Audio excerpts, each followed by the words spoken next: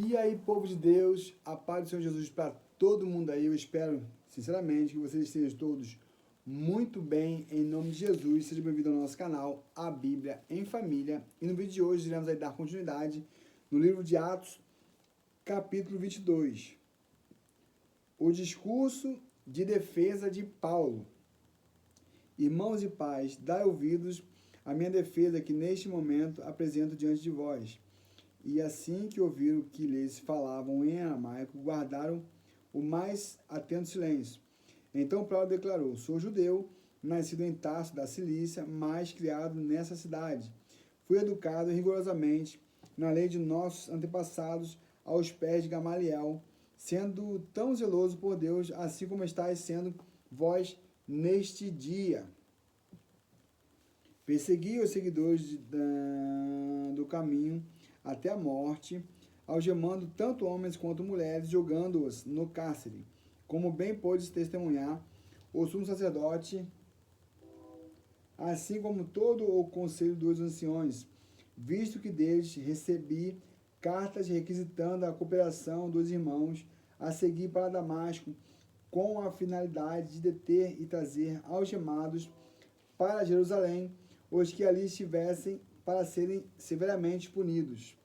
Entretanto, por volta do meio-dia, enquanto se aproximava de Damasco, de repente, fulgurante luz vinda do céu reluziu ao meu redor. Caí por terra e ouvi uma voz que me indagava: Saulo, Saulo, por que me persegues? Diante disso perguntei: quem és tu, Senhor? Ao que ele me afirmou: eu sou Jesus, o Nazareno, a quem persegues. E aqueles homens que me acompanhavam também viram o brilho da luz, mas não compreenderam a voz daquela que falava comigo. Então inquiri: Senhor, que devo fazer? E o Senhor me ordenou: levanta-te e segue para Damasco, onde te será comunicado tudo o que necessita fazer. Tendo ficado cego devido ao intenso resplendor daquela luz, cheguei a Damasco, guiado pela mão dos meus companheiros de viagem. Um homem piedoso, segundo a lei, chamado Ananias, e muito respeitado por todos os judeus que ali moravam, veio ao meu encontro e, colocando-se de pé ao meu lado, determinou: irmão Saulo, recupera a tua visão. Em seguida, ele me revelou: o Deus dos nossos antepassados te escolheu para conheceres sua vontade, veres o justo e ouvires a palavra da tua própria boca, pois serás uma testemunha perante todas as pessoas dos sinais que tens visto e ouvido. E agora, o que mais esperas? Levanta-te, ser batizado e lava os teus pés, invocando o nome do Senhor. Quando retornei a Jerusalém, estando eu a orar no templo, caí em êxtase e vi o Senhor que me ordenava: apressa-te e sai logo de Jerusalém, porquanto não receberão o teu testemunho acerca da minha pessoa. Ao que eu indaguei: mas Senhor, todos eles sabem que eu fui o responsável pela detenção e encarceramento dos que criam em ti e os açoitavam de sinagoga em sinagoga. E mais, quando foi derramado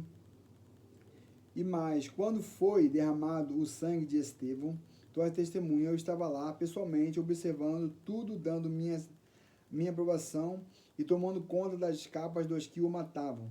Contudo, o Senhor me ordenou: vai, porque eu te enviarei para longe dos gentios. Paulo, judeu e cidadão romano. A multidão acompanhava o discurso de Paulo até o momento em que ele disse isso. Então todos ergueram a voz e começaram a esbravejar: tira da face da terra esse tal homem, pois ele não merece viver.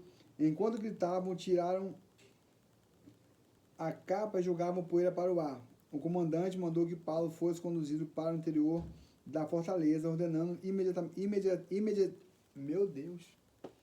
imediato interrogatório sobre chicotadas, a fim de que pudessem apurar a razão de tamanho insatisfação do povo contra ele. Enquanto o amarraram para dar início aos açoites, Paulo perguntou ao centurião que ali estava: a lei vos permite flagelar um cidadão romano sem que este tenha sido condenado? Assim que ouviu isso, o centurião correu até o comandante e o proveniu. O que estás fazendo? Esse homem é cidadão romano. Então o comandante veio até Paulo e o questionou. Dize-me, tu és cidadão romano? Ao que ele afirmou, sou.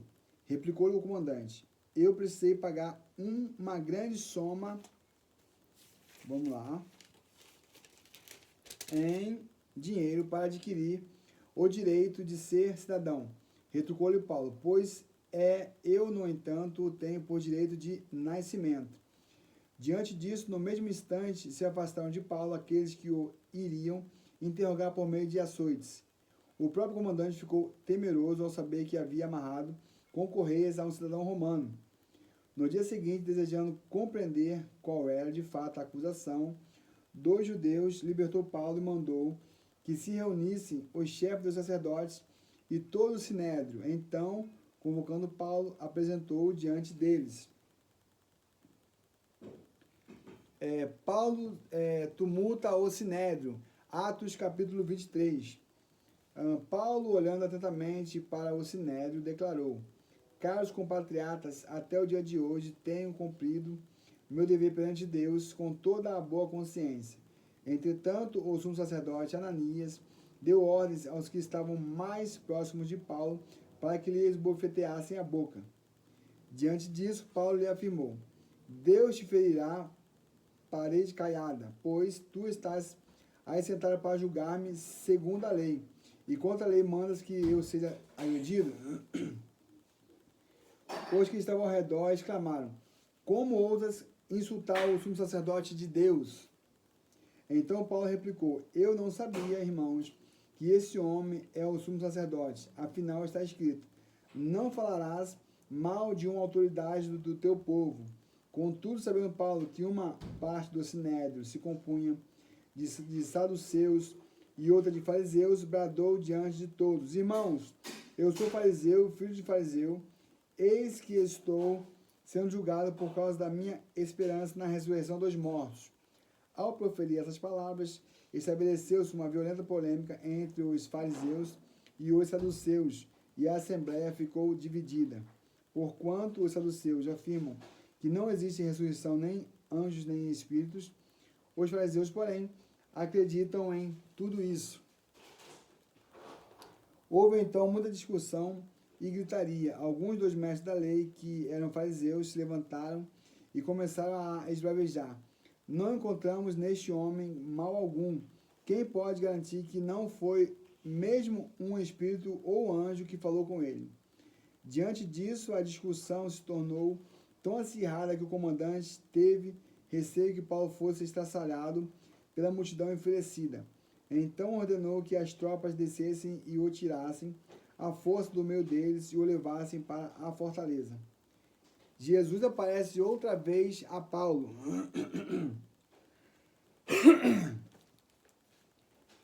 Na noite seguinte, o Senhor surgiu ao lado de Paulo e lhe afirmou: ser corajoso. Ser corajoso, assim como deste testemunho da minha pessoa em Jerusalém, deverás de igual modo testemunhar em Roma. Os fariseus tramam matar Paulo. Na manhã seguinte, os judeus planejaram uma cilada e juraram solenemente que não comeriam nem beberiam enquanto não tirassem a vida de Paulo. Mais de 40 homens faziam parte desta conspiração. Eles foram até o chefe dos sacerdotes e aos líderes dos dois judeus e rogaram: fizemos juramento sobre pena de maldição e não provaremos alimento algum até matarmos a Paulo. Agora, portanto, juntamente com o sinédrio, solicitar ao comandante que o mande descer diante de vós como se fosse investigar com mais exatidão sobre o seu caso. Assim estaremos preparados para matá-lo antes que consiga chegar até aqui. Porém, o sobrinho de Paulo, filho de sua irmã, ficou sabendo dessa trama, dirigiu-se à fortaleza e contou tudo a Paulo, que, chamando um dos centuriões, rogou-lhe: leva este rapaz ao comandante, porque tem algo importante a comunicar-lhe. Tomando-o, pois, conduziu ao comandante e lhe declarou: o prisioneiro Paulo me chamou e pediu que trouxesse à tua presença este moço, que tem algo importante a revelar-te. Então o comandante tomou o jovem pela mão e, levando-o à parte, indagou-lhe: o que tens para me dizer? Ao que ele revelou: os judeus combinaram solicitar-te que amanhã ordenes a Paulo descer ao Sinédrio, fingindo ter de investigar com maior precisão o caso dele. Não te deixes persuadir por eles, porquanto há mais de 40 deles à espreita contra Paulo. Eles juraram sob pena de maldição não comer nem beber até que tire a vida dele. Agora, pois, estão prontos, apenas aguardando a tua palavra de consentimento. Então o comandante mandou o rapaz sair, ordenando-lhe que a ninguém contasse que lhe havia revelado aquilo. Em seguida chamou, pois, centuriões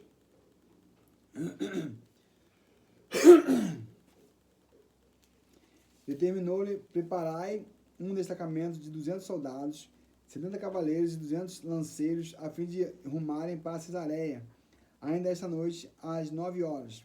Providenciai também montarias para Paulo e levai-o em segurança ao governador Félix.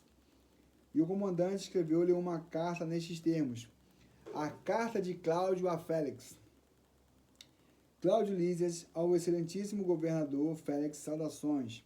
Este homem foi preso pelos judeus e estava a ponto de ser morto por eles, quando intervi a seu favor com a tropa e o livrei, assim que soube que era um cidadão romano. Entretanto, desejando apurar o exato motivo da discussão, da acusação, levei-o ao sinédrio dos judeus. Entendi que ele era acusado de questões concernentes às leis dele, mas que nada havia nele que justificasse a pena de morte ou mesmo de prisão. Quando fui informado de que havia uma conspiração para tirar a vida deste homem, logo enviei a ti, intimando também seus acusadores que apresentasse o caso contra ele diante de ti. E tomando Paulo, conforme lhes foi ordenado, os soldados o levaram durante a noite a Antipatride, esse é o nome certo. Todavia, assim que amanheceu, deixaram a cavalaria, prosseguiu com ele e voltaram para a fortaleza. Quando a cavalaria chegou a Cesareia, entregou a carta ao governador e apresentou-lhe Paulo. O governador leu a carta e questionou de que província era ele. Ao saber que Paulo era da Cilícia, ordenou: vou ouvir-te quando teus acusadores chegarem também. E mandou que fosse mantido sob custódia no palácio de Herodes, pessoal. Ou seja, Paulo era um perseguidor das pessoas que pregavam Jesus Cristo. E hoje em dia, aliás, naquela época lá, né, ele sofreu tudo aquilo que ele havia feito com os cristãos, por confessarem que Jesus era maravilhoso, Jesus era bom, Jesus existe, beleza? E o evangelho não é brincadeira, não é nada fácil, mas é um sofrimento que vale a pena, porque Deus nos protege, nos guarda e nos livra do mal, e nos promete algo maravilhoso, que é a vida eterna. Esse é o vídeo de hoje. Fiquem todos na paz e até o próximo vídeo. Paz!